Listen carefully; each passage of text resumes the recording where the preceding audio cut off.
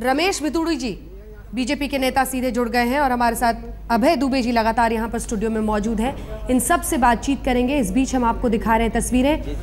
राजघाट पहुंचे हैं अरविंद केजरीवाल और यहां पर उनके तमाम समर्थक मंत्री सब उनके साथ हैं। यहां से सीधे सचिवालय का रुख करेंगे। सचिवालय में आज ही कैबिनेट की बैठक भी बुलाई है। उन्होंने कहा है कि काम आज से शुरू, हमारा डेडलाइन, हमारा टाइमलाइन आज से शुरू होता है, ये उन्हें पता है। काम करके दिखाना है, ये भी पता है।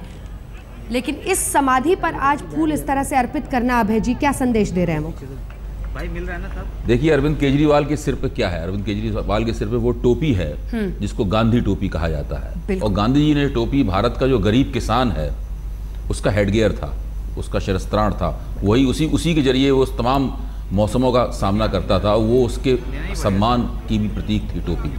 अरविंद केजरीवाल की विशेषता यह है कि इस गांधी टोपी को, जो कि उपनिवेशवाद विरोधी आंदोलन में भारत की आज़ादी का प्रतीक बन गई थी, उस टोपी को उन्होंने आज़ाद भारत में भ्रष्टाचार विरोधी प्रतीक के रूप में बदल दिया है। एक बहुत बड़े प्रतिरोध के प्रतीक के रूप में बदल दिया है। और ये श्रेय अरविंद केजरीवाल को जाता है। हम लोग वामपंथी कतारों से आते हैं।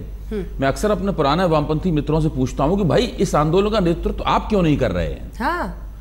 ये भारतीय जनता पार्टी और कांग्रेस से तो पूछना आप छोड़ ही दीजिए, स्वाभाविक रूप से आपकी गोद में लेकिन ये स्वाभाविक रूप से ये पूरी कॉन्स्टिट्यूएंसी, ये पूरा समर्थन क्षेत्र तो आपका होना चाहिए था, जो मजदूरों और किसानों की लड़ाई लड़ते रहे हैं। इसका सीधा मतलब ये है कि राजनीति करने की जो शैली पुरानी पड़ चुकी है, घिस-पिट चुकी है, जनता इससे आजिज आ चुकी है, जो निष्प्रभावी हो चुकी है।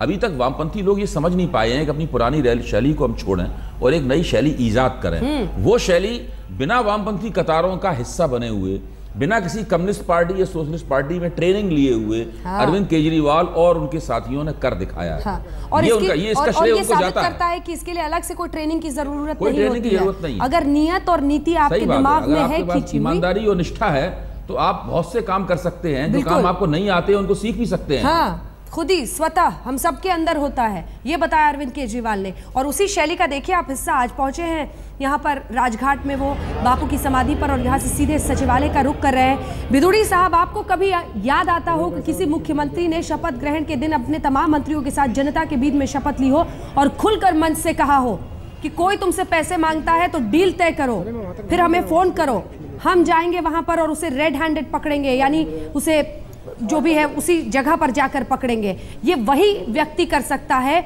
जिसके गिरबा पाक साफ हो। इस बात का एहसास इस आईने में जो लिखा है उसको देख पा रहे हैं आप लोग बीजेपी?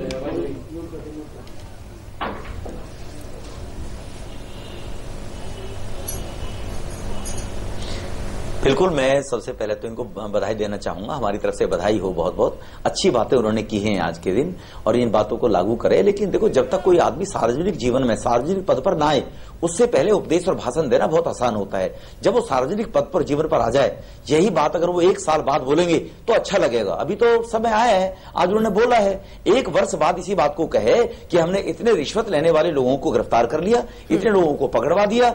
अभी तो पहले ही दिन उन्होंने सरकारी मंच से, ये कहना नहीं चाहिए, मुझे अच्छा नहीं लगेगा, अभी तो पहले ही दिन उन्होंने सरकारी मंच से राजनीतिक भाषण दे दिया। सबसे बड़ा भ्रष्टाचार का संदेश तो यही से दे दिया उन्होंने कि सरकार के पैसे को अपनी पार्टी के कार्यकर्ताओं को संबोधन। आज से पहले कभी कुछ हुआ नहीं है। तो लेकिन हमारी सेवा की शपथ नहीं लेंगे तो क्या करेंगे सरकारी मंच से? सरकारी मंच का केवल पुलिस वालों का सैल्यूट लेने के लिए थोड़ी ना होता है। इसमें कौन सा भ्रष्टाचार हो गया?